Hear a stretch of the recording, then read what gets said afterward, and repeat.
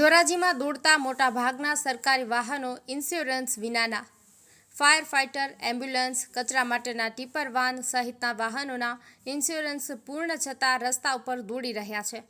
રાજકોટની ધોરાજી નગરપાલિકામાં સત્તાધીશોના મોરમ કૌભાંડ, ઇનોવા ખરીદી કૌભાંડ આક્ષેપો હજુ પણ શમ્યા નથી. ત્યાં જ નગરપાલિકામાં સરકારે ફાળવેલા લોક સુખાકારીના વાહનો અંગે રિયાલિટી ચેક કરતા શહેરીજનો માટે ચોંકાવનારી વિગતો સામે આવી છે.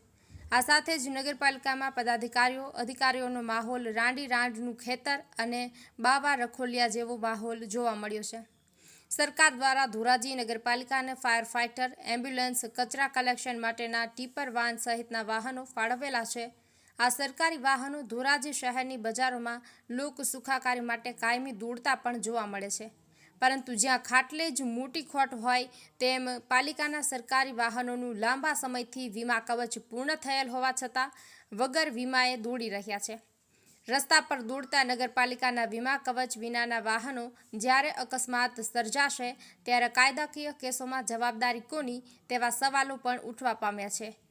એક બાજુ પોલીસ અને આરટીઓ વાહન ચાલકોને કાયદાનો પાઠ ભણાવતા હોય તો બીજી તરફ ધોરાજી શહેરમાં જ ખુદ નગરપાલિકાના સરકારી વાહનો નિયમો નેવે મૂકીને રસ્તા ઉપર દોડી રહ્યા છે. મારું નામ ચંદુભાઈ પટેલ, એડવોકેટ, ધોરાજી કોર્ટમાં પ્રેક્ટિસ કરું છું. હાલમાં અમને જાણવા મળ્યું છે કે ધોરાજી નગરપાલિકાના જે ડોર ટુ ડોર કચરો ઉપાડવાના જે વાહનો છે એ પૈકી 7 થી 8 વાહનોના વીમા સન 2024ના 11મા મહિનામાં ને કોઈના 7મા મહિનામાં 9મા મહિનામાં પૂરા થઈ ગયા છે. છતાં નગરપાલિકાના સત્તાધીશો દ્વારા આ વાહનોના વીમા નવા લેવામાં આવેલ નથી. તેમજ ધોરાજીનું ફાયર ફાઇટર જે આગ બુઝાવવાના કામમાં આવે છે અને આગ બુઝાવવા જતી વખતે ફૂલ સ્પીડમાં હોય છે, તો એ વખતે કોઈ અકસ્માત થાય તો એ ફાયર ફાઇટરનો પણ વીમો પૂરો થઈ ગયો છે. તો ધોરાજી નગરપાલિકાના સત્તાધીશો શા માટે આ વીમા રિન્યુ નથી કરાવતા?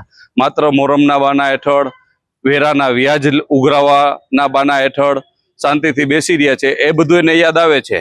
અને ધોરાજી પોલીસ પણ કે આરટીઓ વીમા વગરના કોઈ સામાન્ય વ્યક્તિના વાહન હોય તો એમને ડિટેન કરે છે, મેમા આપે છે. તો આમાં ધોરાજી પોલીસ કેમ ચૂપ છે? આ પણ એક સવાલ છે. શું કહેશો વીમો ન ભરવાનો? વીમો ન ભરવામાં હાલના જે સત્તાધીશો છે એ એકદમ ફ્રેશ છે, એટલે એમની અણાવડત ગણી શકાય.